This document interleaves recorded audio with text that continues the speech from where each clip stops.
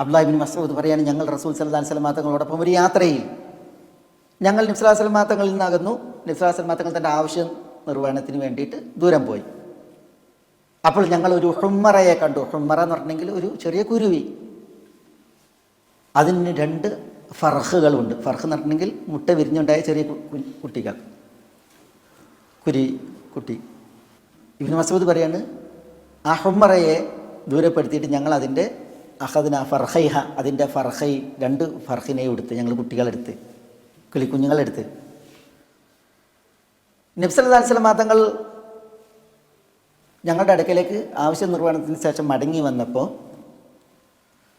ഈ ഹുമ്മറ തെറുഫു അലാ റഅസിഹി എന്നാണ്. തെറുഫു അലാ റഅസിഹി, നബി സല്ലല്ലാഹു അലൈഹി വസല്ലം തങ്ങളുടെ തലമുകളിൽ അത് പറക്കാൻ തുടങ്ങിയെന്നാണ്, ചിറകടിച്ച് പറക്കാൻ തുടങ്ങി.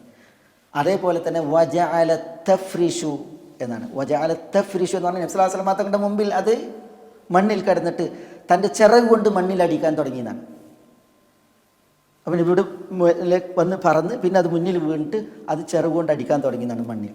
അപ്പം നബി സല്ലല്ലാഹു അലൈഹി വസല്ലം തങ്ങൾ ഞങ്ങളെ നോക്കിയിട്ട് പറയുകയാണ്, മൻ ഫജഅ ഹാദിഹി ബിവലദിഹ, ഈ ഹുമ്മറയെ, കിളിയെ, അതിൻ്റെ കുട്ടികളെ എടുത്തിട്ട് ആരാണ് വേദനിപ്പിച്ചത്, പ്രയാസപ്പെടുത്തിയത്? അപ്പോൾ ഇബ്നു മസ്ഊദും കൂട്ടരും പറഞ്ഞു, റസൂലെ, ഞങ്ങൾ അതിൻ്റെ 2 ഫർഹുകളെ കണ്ട് ഞങ്ങളത് എടുത്തിട്ടുണ്ട്. അപ്പോൾ റസൂൽ സല്ലല്ലാഹു അലൈഹി വസല്ലം തങ്ങൾ പറയാണ്, അതവിടെ തിരിച്ചു കൊടുക്കാൻ പറയണം. അതിന് തിരിച്ചു കൊടുക്കാൻ പറഞ്ഞ 2 ഫർഹുകളെ. അപ്പോൾ ഒന്ന് ആലോചിച്ച് നോക്കൂ നിങ്ങൾ, ഒരു കുരുവി അതിൻ്റെ പ്രയാസം മനസ്സിലാക്കിയ റസൂൽ സല്ലല്ലാഹു അലൈഹി വസല്ലം തങ്ങൾ അതിലിടപെട്ട് അതിൻ്റെ പ്രയാസം തീർത്തതിൻ്റെ ചരിത്രം.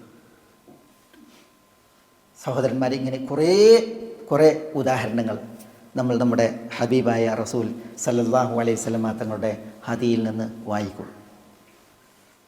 ഒരു മൃഗം ശോഷിച്ചതാണ്, അവശയാണ് എങ്കിൽ 3 ആൾ ആ മൃഗത്തിന് പുറത്ത് കയറുന്ന വിഷയത്തിൽ പല നിവേദനങ്ങൾ വായിക്കും നമ്മൾ. ഇദാ റഅയ്തും സലാസതൻ ഫൗഖ ദാബത്തിൻ ഫർജുമൂഹും എന്നാണ് ഒരു നിവേദനം. 3 ആളെ ഒരു വാഹനപ്പുറത്ത് നിങ്ങൾ കണ്ടാൽ, യാത്രാമൃഗത്തിൻ്റെ പുറത്ത് കണ്ടിട്ടുണ്ടെങ്കിൽ നിങ്ങൾ അവരെ കല്ലെറിയണം. ഹത്താ യൻസില അഹദുഹും, അവരിൽ ഒരാൾ ഇറങ്ങുന്നത് വരെ. 3 ആൾ കയറിയിട്ടുണ്ടെങ്കിൽ അതിന് പ്രയാസമാണ് എന്ന നിലക്ക്. ജാബിർ റളിയല്ലാഹു അൻഹു ഹദീസിൽ 3 ആളൊരു വാഹനപ്പുറത്ത് കയറരുത് എന്ന് നബി സല്ലല്ലാഹു അലൈഹി വസല്ലം തങ്ങളുടെ വിലക്ക്. റാദാൻ എന്നവർ റിപ്പോർട്ട് ചെയ്യുന്ന ഒരു മുർസലായ നിവേദനത്തിൽ 3 ആളൊരു വാഹനപ്പുറത്ത് കയറിയിട്ടുണ്ടെങ്കിൽ, വാഹനപ്പുറം എന്ന് പറഞ്ഞാൽ യാത്രാമൃഗം, അതിന് പുറത്ത് കയറിയിട്ടുണ്ടെങ്കിൽ 3ആമൻ ശപിക്കപ്പെട്ടവനാണ്, ശാപാർഹനാണ് എന്ന് പറഞ്ഞ പ്രയോഗങ്ങളൊക്കെ വായിക്കും.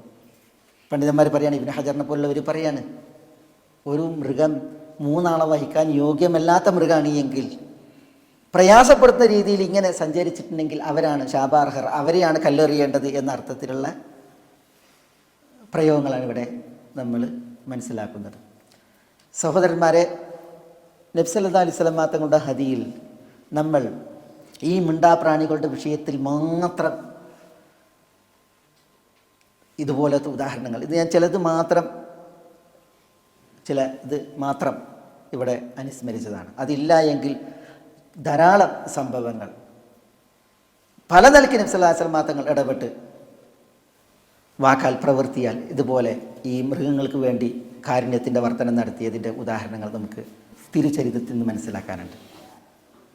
ഒരു അന്യായം, ഇപ്പോൾ നബി സല്ലല്ലാഹു അലൈഹി വസല്ലം തങ്ങൾ ഹുദൈബിയ സന്ധിയുടെ സമയം മക്കയിൽ നിന്ന് 1400 പേരെയും കൊണ്ട് ഹുദൈബിയയിലേക്ക് പോയ ആ വിഷയമുണ്ടല്ലോ. നബി സല്ലല്ലാഹു അലൈഹി വസല്ലം തങ്ങൾ നേരെ മക്കയിലേക്ക് എത്തണം, സഹാബത്തിനെയും കൊണ്ടാണ് ഉംറക്കാണ് പോകുന്നത്.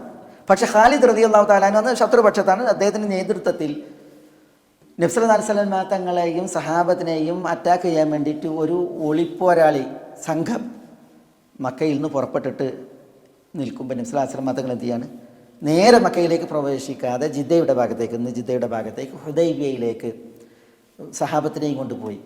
ഇതിൽ ഭയങ്കര ഒരു സാഹസപ്പെട്ട യാത്രയായിരുന്നു അത്. ഹുദൈബിയയിലെത്തിയപ്പോൾ നബി സല്ലല്ലാഹു അലൈഹി വസല്ലം തങ്ങളുടെ ഖസ്വ ഒട്ടകം അത് മുട്ടുകുത്തി. അപ്പോൾ സഹാബികൾ ഒട്ടകം മുട്ടുകുത്തി, എല്ലാവരും മക്കയിലേക്ക് പോകാനുള്ള വ്യഗ്രതയിലാണ്, ഉംറവേഷത്തിലാണ്. അപ്പോൾ അവർക്ക് ഉംറ ചെയ്യണം. പിന്നെ സഹാബികൾ കൂടുതലും ആരാണ്? ഈ 1400 പേരിൽ മക്കയിൽ നിന്ന് പോന്നവരല്ലേ, അവരുടെ ഉറ്റവരും ഉടയവരും ശേഷിപ്പുകളൊക്കെ അവിടെ ഉള്ളത്. അവർക്ക് മക്കയിലെത്താനുള്ള വ്യഗ്രതയാണ്.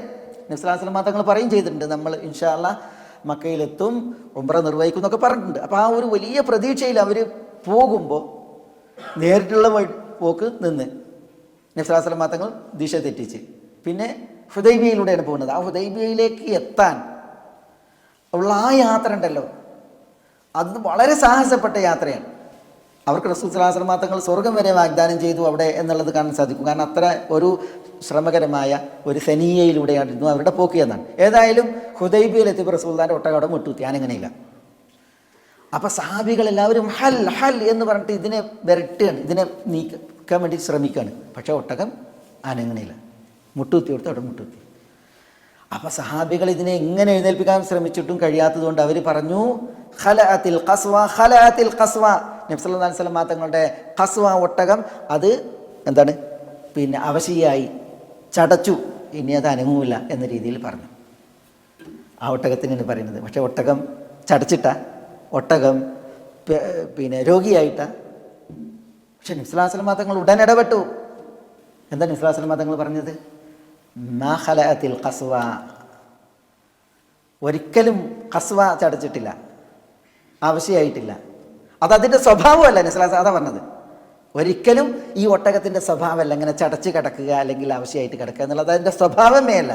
വലാകിൻ ഹബസഹ ഹബിസുൽ ഫീൽ, അബ്രഹത്തിൻ്റെ ആനപ്പടയെ മക്കയെ തൊട്ട് തടഞ്ഞ അള്ളാഹു ഈ ഒട്ടകത്തെ തടഞ്ഞു കിടത്തിയിരിക്കുകയാണ്. അതുകൊണ്ടാണ് അത് നീക്കാത്തത്, അല്ലാതെ അത് ചടച്ചതല്ല. അതതിൻ്റെ സ്വഭാവമല്ല, ഇങ്ങനെ മടിയായി കിടക്കുക എന്നുള്ളത് അതിൻ്റെ സ്വഭാവമല്ല എന്ന് പറഞ്ഞ് ആ ഒട്ടകത്തിന് വേണ്ടി നബി സല്ലല്ലാഹു അലൈഹി വസല്ലം തങ്ങൾ അവിടെ സംസാരിച്ചു. അതിൻ്റെ നീതി നബി സല്ലല്ലാഹു അലൈഹി വസല്ലം തങ്ങൾ അവിടെ അറിയിക്കുകയുണ്ടായി.